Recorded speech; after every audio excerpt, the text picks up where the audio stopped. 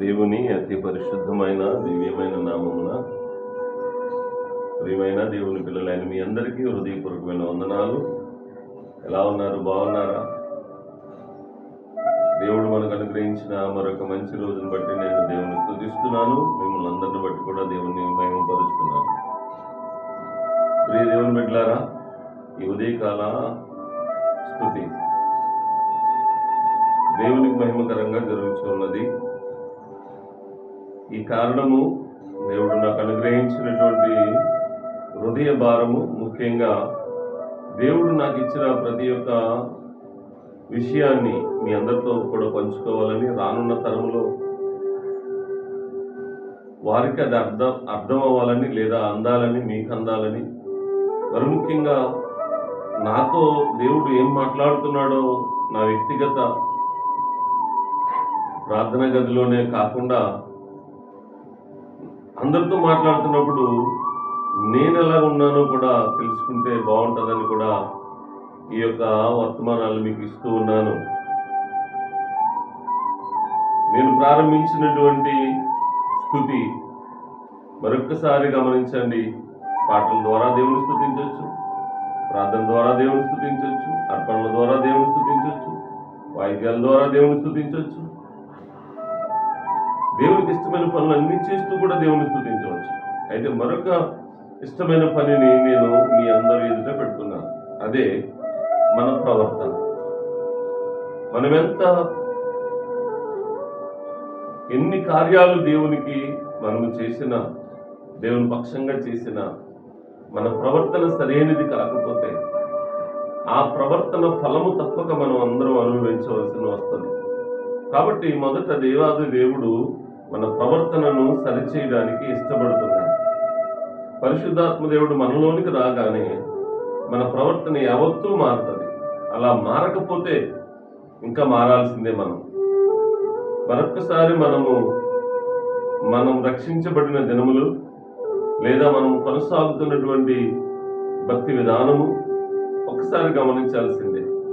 ఉదయకాల సమయంలో మరొక్కసారి మీ అందరికీ వందనాలు తెలియజేస్తూ, దీవులు తెలియజేస్తూ,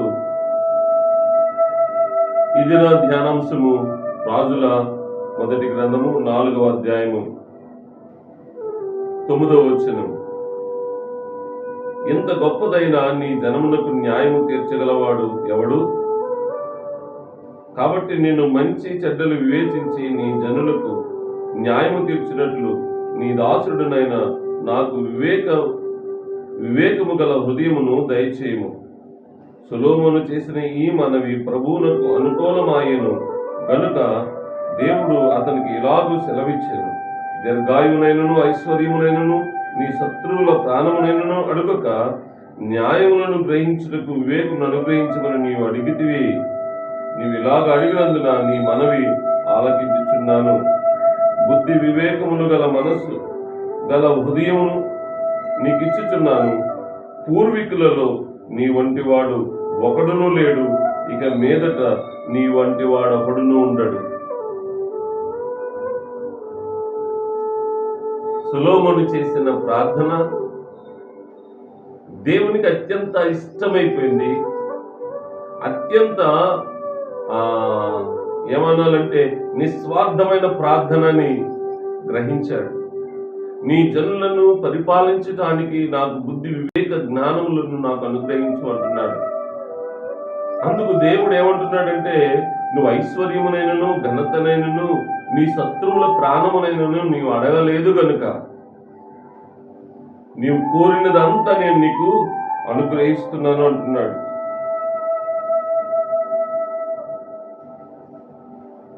ప్రియ దేవుని బిడ్డ, మన ప్రార్థనలో కూడా దేవునికి ఇష్టమైన ప్రవర్తన ఉండాలి.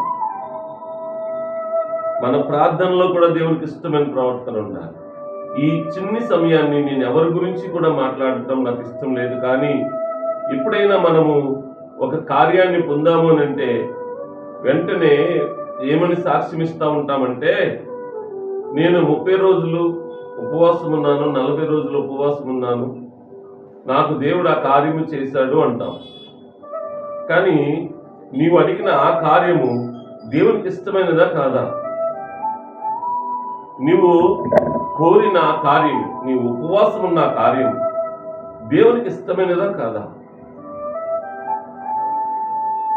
దేవునికి ఇష్టమైనదా కాదా అని ఆలోచించుకోగలిగితే అసలు అన్ని రోజులు మనకు పట్టదు అని నేను చెప్పగలుగుతాను.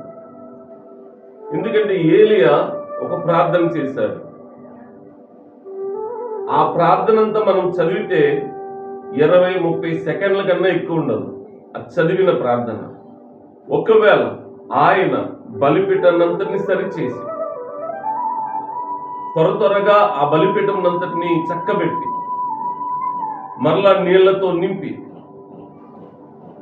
ఇప్పుడు చేసిన ప్రార్థన చూస్తే 1 గంట లేదంటే 1 అరగంట ప్రార్థన, గంట ప్రార్థన అయి ఉండాలి.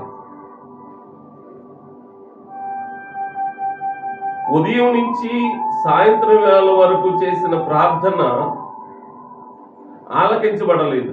ఏమంటామంటే వాళ్ళు ఏదో దేవతలకు చేశారనో దెయ్యాలకు చేశారనో అంటారు. వారి మనవనైనా ఆలకించే దేవతలు దెయ్యాలు వారికి ఉన్నారుగా, వారు కూడా రాలేదుగా. గమనించాలి, వారు కూడా రాలేదుగా. ఎందుకంటే మోసే కర్రను పడేస్తే, వాళ్ళు కర్రను పడేస్తే ఇది పామైంది అది పామైందిగా. అంటే వాళ్ళు అప్పుడు చేయడానికి వారి యొక్క పూజా విధానంలో ఉన్నటువంటి దేవతలు ఒకవేళ అలా చేసి ఉండుంట. కానీ ఇక్కడ ఏలియా దగ్గరికి వచ్చేసరికి అలా రాలేదు. ఎందుకు రాలేదు అని అంటే ఏలియా యొక్క ఆ తృష్ణ గొప్పది. ఇదిగో మీరు ఎవరి వైపు ఉంటారో రండి తేల్చుకుందాం అన్న కాడికి వచ్చినప్పుడు ఆ నీతి న్యాయాలలో ఆయనకంటూ ఏ స్వార్థం లేదు, ఆయనకంటూ ఏ విధమైనటువంటి స్వలాభపూరితమైనటువంటిది లేదు. దేవుని నామం అవమానపరచబడుతుందని ఒకే ఒక్క రోషం, ఆ ఒక్క రోషమే అటు అన్య దేవతలను పూజించే వారి యొక్క బయలు దేవతలను పూజించే వారి యొక్క దేవుళ్ళు కూడా కదలలేకపోయారు ఆ రోజుల్లో. కారణం ఏంటంటే ఏలియా ప్రవర్తన సమస్త లోకము చూస్తూ ఉంది.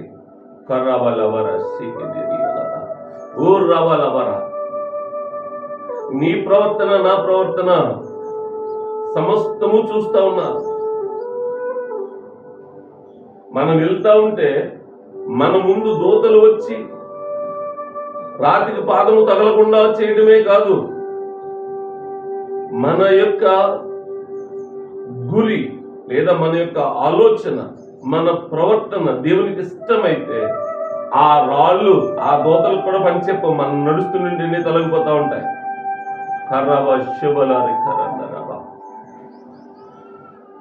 అంత శక్తి కలిగినటువంటి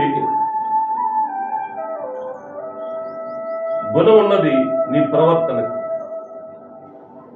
సృష్టికర్త అయిన దేవుడే, సర్వాధిపతి అయిన దేవుడే, సర్వమును పరీక్షించుచున్న దేవుడే సొలొమోను చేసిన ఈ ప్రార్థన ఆయన దృష్టికి ఎంత అనుకూలమైపోయిందంటే ఆయన యొక్క మనవి క్షణములో ఇంకా ఆ మాట వెళ్ళడగ్గు తోడనే జవాబు పొందేశాడు ఆయన. కారణం ఏంటో తెలుసా? ప్రియ దేవుని బిడ్డలారా, ఆయన అడిగే దానిలో కానీ, ఆయన కోరే దానిలో కానీ, ఆయన ఉద్దేశంలో కానీ, ఆయన మనస్సులో కానీ చిన్న బీజమైన విషయము లేదు. చిన్న బీజమైన ఈ లోకపు సంబంధమైన వ్యాపకము లేదు. స్వలాభపూరితమైనటువంటి ఆలోచన లేదు. నీ దేవుడు నీకు కార్యము చేయాలి అని అంటే యేసుక్రీస్తునకు కలిగిన ఈ మనస్సును మనము కలిగి ఉండాలిగా. నువ్వు అడిగే దానిలో స్వార్థమే కనబడుతుంటే ప్రార్థనకు జవాబు ఎలా వస్తుంది? నువ్వు అడిగే దానిలో నీ అభివృద్ధి కనబడితే ప్రార్థనకు జవాబు ఎలా వస్తుంది? గ్రహించండి. ఉదయకాల సమయంలో ఈ మాట ఇందు నిమిత్తము చెప్పడానికి కొంచెం హృదయ వేదన కలిగినప్పటికీ చెప్పాల్సిన అవసరం వచ్చింది కాబట్టి చెప్తూ ఉన్నాను. ఆయన యొక్క శరీరమని, ఆయన రక్తమని వివేచింపక తిని త్రాగుచుండుట వలననే కదా అనేకులు రోగులైపోతున్నారు. ఈ రోగము, ఈ శరీర సంబంధమైన రోగము అనుకోకండి. రోగం అంటే డిజార్డర్, డిసీజ్. దేవుడు నిర్ణయించినటువంటి మార్గములు తొలగిపోవడమే రోగం. ఆ రోగము భక్తిహీనత. అక్కడ రక్తహీనత, ఇక్కడ మనకి భక్తిహీనత. ఈ భక్తిహీనతలోనే పగలు నేర్చుకున్నాం, ప్రతీకారాలు నేర్చుకున్నాం. వాళ్ళంటే వీళ్ళకి పడటం లేదు, ఈయనంటే వారికి పడటం లేదు. కుటుంబ సభ్యుల మధ్యన కూడా భక్తి తగాదాలు. ఇది ఎంత దారుణము. అందుకనే దేవుడు మన ప్రార్థనలు ఆలకించట్లేదేమో. ఎందుకంటే మన ప్రవర్తన సరిగా లేకపోతే మన ప్రార్థన ఆలకించదు. ఒకవేళ ఆలకించేది జవాబిచ్చిన అందరి ప్రయోజనం కొరకు చేస్తాడేమో కానీ నీలో మాత్రము ఏ విధమైన సంతోషం ఉండదు, సమాధానం ఉండదు, తృప్తి ఉండదు. కాబట్టి ఏ ఉపవాస ప్రార్థన అయినా, ఏ సహవాస ప్రార్థన అయినా, ఎన్నాళ్ళు కన్నీటి ప్రార్థన అయినా దాని వెనుక ఒక నిస్వార్థమైన ప్రవర్తన ఉండాలి. ఆ నిస్వార్థమైన ప్రవర్తన ఈ దినమున దేవుని స్తుతించడానికి అవకాశం ఉంటుంది. నీకు తెలియకుండానే నీ దేవుడు నీ వెంబడి నడిచి వస్తాడు. నీకు తెలియకుండా నీ దేవుడు మార్గాన్ని అంతటినీ సరళము జరిగించమని ఆజ్ఞాపిస్తాడు. నీకు తెలియకుండానే నీ కార్యాలన్నీ సఫలమవటం చూస్తావు. ఆ సఫలమైన తర్వాత నువ్వు గ్రహించవలసింది ఏంటంటే, ఇంక మరలా నేను పరిగెట్టుకుని చెప్పక్కర్లేదు.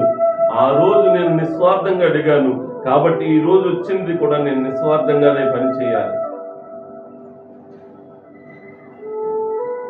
ఒకవేళ ధనధాన్యాల విషయంలో నేను మాట్లాడే మాట మీ అందరికీ బాధ కలిగి ఉండొచ్చేమో కానీ, ఒకనొక దినాన్ని ఏమీ లేనప్పుడు దేవా నువ్వు నాకు ఈ కార్యము చేయనైనా, లేని వారికి కూడా నేను సహాయం చేస్తాను, నాలా లేని వారికి నేను సహాయం చేయగలుగుతానని నువ్వు అడిగి పొందుకుని ఉంటావు. ఆ రోజు నీ దేవుడు నువ్వు సహాయం చేస్తానన్నావు కనుక ఇచ్చి ఉంటాడు. కాలం గడుస్తున్న కొలదిగా సహాయం వల్ల పోయి స్వార్థం వచ్చి ఎంతమంది దాస్తలేదు ధనాలు. ఈ ధనము దాయడం వలన ఈ ధనము సమస్త కీడులకు మూలము. దొంగలు వచ్చి పట్టుపోతారు కాదు, నీ మనసే ధనం మీదకి పోతుంది. అప్పుడు ఈ ధనం మీదకి పోయిన నువ్వు డిజార్డర్లోకి వెళ్ళిపోతావు, దేవుని కార్యములు విడిచేస్తావు. ఇప్పుడు చేసే ప్రతిదీ కూడా దేవుడు నాకు మేలే చేస్తున్నాడు అంటూ చేస్తా ఉంటావు. ఒకనొక దినాన్ని తీర్పులో నిన్ను అడుగుతాడు. కాబట్టి ప్రియ దేవుని బిడ్డ, నీ ప్రవర్తన, ఆ మొదటి ప్రవర్తన ప్రకటన గ్రంథంలో కూడా అదే దేవుడు అదే సంఘముతో మాట్లాడుతున్నాడు. నీ మొదటి క్రియలు, నీ మొదటి ప్రవర్తనలో నీవు మరలా చేరాలి అంటాడు. ఇక్కడ ఎన్ని ఘనమైన కార్యాలు చేసిన మొదటి దినము మనము దేవునితో చేసిన తీర్మానం గొప్పది. ఆ దినమును గుర్తు చేసుకోండి. ఆ దినమును బట్టి మనం నడుస్తున్నామంటే ప్రియ దేవుని బిడ్డ, ఒక అద్భుతము నీకు జరిగిస్తాడు దేవుడు. నీ ద్వారా దేవుని రాజ్యము భూమి మీద విస్తరించబడుతుంది.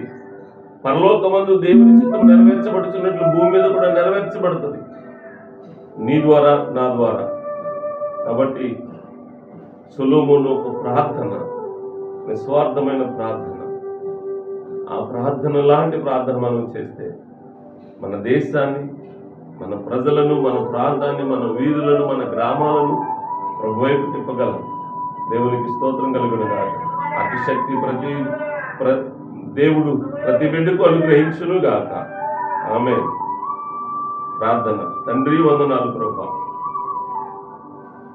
ప్రవర్తన ద్వారా నిన్ను స్తుతించడం అనేది ఏ రీతిగా ఉన్నదో, ప్రవర్తన ద్వారా నిన్ను మహిమపరచడం అనేది ఏ రీతిగా ఉందో, సొలొమోను యొక్క జీవన విధానాన్ని బట్టి, ఆయన ప్రార్థనను బట్టి మేము నేర్చుకున్నాం ప్రభా. ఈ కొద్ది నిమిషాలు ఎవరైతే వింటున్నారో ఆ విన్న ప్రతి ఒక్కరూ కూడా తమ ప్రవర్తనను యథార్థ ప్రవర్తనగా 15వ కీర్తనలో రాయబడింది, నీ దగ్గర అతిథులుగా ఉండదగిన వారెవరు? యథార్థమైన ప్రవర్తన కలిగి నీతిని అనుసరించు హృదయపూర్వకముగా నిజము పలుకువాడే. హృదయపూర్వకంగా నిజమైన ప్రార్థన చేయడానికి, హృదయపూర్వకంగా నిజము పలకడానికి మాకందరికీ కూడా సహాయం చేయండి. ఒకవేళ అలాగెవరైతే నైనా యథార్థతను కోల్పోయారో, హృదయపూర్వకమైనటువంటి మాటను కోల్పోయారో, ఆ మాటలన్నీ తిరిగి వారు మరలా తిరిగి అనుభవించి యథార్థతలోనికి వచ్చి, నీతిలోనికి వచ్చి, నీతి ప్రవర్తనలోనికి వచ్చి నిన్ను మెప్పించే బిడ్డలుగా ప్రతి ఒక్కరిని ఆశీర్వదించమని, నడిపించమని యేసయ్య నామాన్ని బట్టి వేడుకుంటున్నాను తండ్రి. ఆమేన్. ప్రియ దేవుని బిడ్డలారా, ఈ దినము మీకు శుభము కలుగునుగాక. మీరు చేస్తున్న ప్రయాణాలు, మీ యొక్క పనిపాట్లు, మీ కుటుంబాలు, మీ సంపద యావత్తు దేవుడు ఆశీర్వదించునుగాక. దేవుడు మిమ్ములను దీవించునుగాక. ఆమేన్.